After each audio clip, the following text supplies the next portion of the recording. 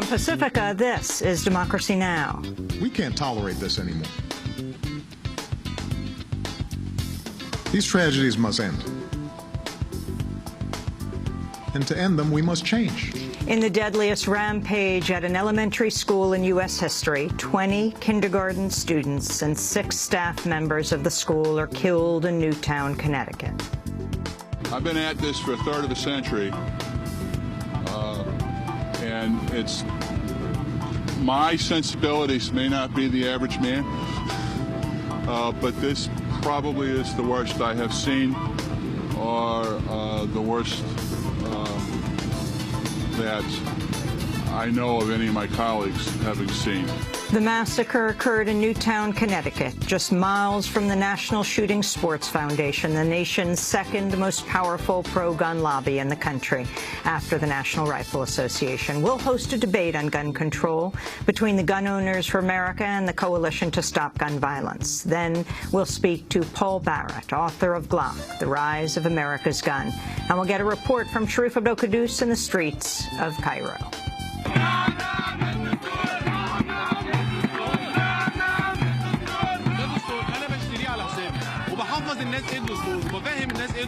Voting amongst deep division.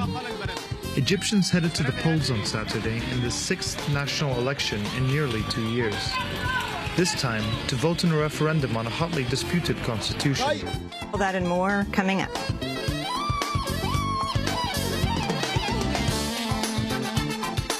Welcome to Democracy Now!, democracynow.org, The War and Peace Report. I'm Amy Goodman. President Obama's vowed to take action against gun violence in the United States following the shooting rampage that left 27 people dead, including 20 young children in Newtown, Connecticut. All the children were age 6 and 7. It was the deadliest rampage at an elementary school in U.S. history. The gunman, 20-year-old Adam Lanza, shot his mother dead at their home before driving to the Sandy Hook Elementary School and forcing his way inside. Armed with a high-powered rifle, 2 handguns, and hundreds of rounds of ammunition, Lanza shot up 2 first-grade classrooms before taking his own life as police arrived at the scene. Adam Lanza still had hundreds of additional rounds of ammo and another weapon in his car, suggesting he would have carried out more shootings had the police not closed in. 12 of the victims were girls, 8 were boys. All 6 of the adult victims were women. The school victims all appeared to have suffered multiple gunshot wounds. Connecticut's chief medical examiner, Dr. Wayne Carver, called the crime scene the worst he'd ever witnessed. I've been at this for a third of a century, and it's my sensibilities may not be the average man, but this probably is the worst I have seen, or the worst that I know of any of my colleagues having seen. We did not bring the bodies and the families into contact. We took pictures of them, of their facial features. You have it's easier on the families when you do that. The first of the funeral services for the Newtown victims begin today, with more to follow throughout the week. At a vigil for the victims Sunday night, President Obama vowed unspecified action to curb gun violence in the United States. In the coming weeks, I'll use whatever power this office holds to engage my fellow citizens, from law enforcement to mental health professionals to parents and educators, in an effort aimed at preventing more tragedies like this. Because what choice do we have? We can't accept events like this as routine.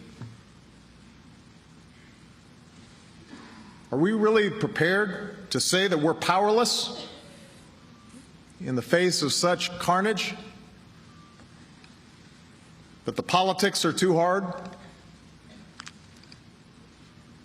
Are we prepared to say that such violence visited on our children year after year after year is somehow the price of our freedom? Among the 6 adults who were killed, all women, was the principal and the psychologist, both who lunged at the shooter when he first came into the school, and the teachers protecting their students. As news of the massacre spread Friday, a group of demonstrators gathered outside the White House to call for stricter gun control and better services for the mentally ill. I think that we have a real problem with identifying mental illnesses in this country. I think we have a real problem with treating people who have problems. We need to break that taboo and we need to solve it. Otherwise, we're going to be here again and again and again. Guns are created for one purpose and one purpose only, and that is to kill. Assault weapons are designed to kill as many people as possible, as quickly as possible. They have no place in our society. They have no place in our communities, and there's no claim of rights or sport or anything that, in my mind, that justifies that. California Democratic Senator Dianne Feinstein has already promised to introduce a new assault weapons ban on the first day of the new Congress, challenging President Obama to back the bill. The New York Times reports the Obama administration abandoned a series of gun control measures a year ago as the 2012 election approached, and House Republicans pushed a probe of the gun sting Operation Fast and Furious. Drafted after the January 2011 shooting rampage in Tucson, Arizona, the Justice Department recommendation centered on improving and expanding the national background check system to reduce access to weapons for criminals and the mentally ill. The list included several proposals that Obama could have enacted by executive order had he chosen to take action at the time. As the nation mourns the Newtown victims, a number of additional threats and shootings have been reported since the massacre. A Newtown church was evacuated Sunday after police responded to a threat against those inside. An Indiana man equipped with a .47 arsenal was arrested Sunday after allegedly threatening to kill children at a local elementary school. Oklahoma police arrested an 18-year-old high school student Friday who was allegedly planning a school shooting massacre. In Newport Beach, California, an alleged gunman was arrested after reportedly firing 50 shots in a mall parking lot. In San Antonio, Texas, 2 men were reportedly injured in a shooting at a movie theater Sunday night. We'll have more on the Newtown massacre and U.S. gun violence after headlines. Egyptian voters headed to the polls Saturday in a new referendum on a controversial draft constitution. According to unofficial preliminary results, the document passed the first round with 57% of the vote, with a turnout of just 31%. A second round is scheduled for this Saturday in remaining areas. A coalition of human rights groups has called for a re-vote, citing thousands of complaints of violations at the polls, including a lack of full judicial supervision.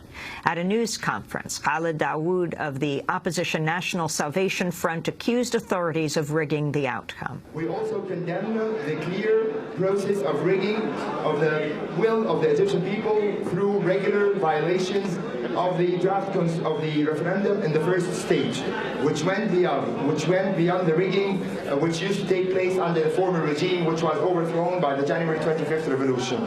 We also ask the committee overseeing the referendum to look seriously into the demand made by the NGOs today that the first round of the referendum should be repeated in light of the dangerous violations which we have reported in all stages, including the counting. We'll have more from Egypt with Democracy Now!'s Sharif Abdel-Quddus later in the broadcast. At least 25 people have reportedly been killed in the latest Syrian government bombing of a Palestinian refugee camp in Damascus. The attack on the district of Yarmouk comes amidst fears the Syrian military is preparing a full-on ground assault to displace rebels from their positions. During a visit to neighboring Lebanon, the UN High Commissioner for Refugees, Antonio Guterres, warned the conflict in Syria is likely to get worse. It's high time for the international community to understand that this is not a conflict like many others. We are witnessing brutal fighting with tragic humanitarian consequences, and things are evolving in a way that make us foresee the possibility of 2013 being much more dramatic than 2012. In Iraq, at least 20 people have been killed in a series of car bombings outside Shia temples. The violence comes one day after at least 19 people died in attacks nationwide. The number of people killed in this month's massive typhoon in the southern Philippines has surpassed 1,020, with the toll expected to rise. Aid officials say more than 850 people remain missing. The U.S. has refused to sign on to a new United Nations treaty calling for all countries to have equal say in governance of the Internet. A UN conference on a new global international communications treaty ended Friday with an agreement to bring the Internet under UN auspices. But the U.S., along with key allies, including Britain and Canada, refused to join, saying UN jurisdiction would hand too much control to unfavorable governments. The treaty slated to take effect in 2015. Protests were held around the world Friday to call attention to labor practices at the retail giant Walmart. Workers in the U.S. and 9 other countries rallied at Walmart stores and subsidiaries to denounce the company's alleged attempts to silence workers seeking to unionize and reform workplace conditions. Aside from the U.S., the demonstrations took place in Argentina, Brazil, Chile, Nicaragua, Canada, Britain, South Africa, Zambia, and India. National advocacy group the Muslim Public Affairs Council held its annual gathering at a California church on Saturday, overcoming threats spurred by a right-wing Christian group. The Institute on Religion and Democracy denounced Pasadena's All Saints Church after it became the first church to host a U.S. Muslim group's national convention. Organizers sought the protection of police and private security after the church was flooded with hate mail. And those are some of the headlines. This is Democracy Now!, democracynow.org, The War and Peace Report. I'm Amy Goodman. Thanks so much for watching this report from Democracy Now!, your daily independent global news hour. We don't accept advertising or corporate funding, but rather rely on donations from viewers like you. Please make your contribution by visiting democracynow.org. We need your support today to keep bringing you this hard-hitting, in-depth reporting.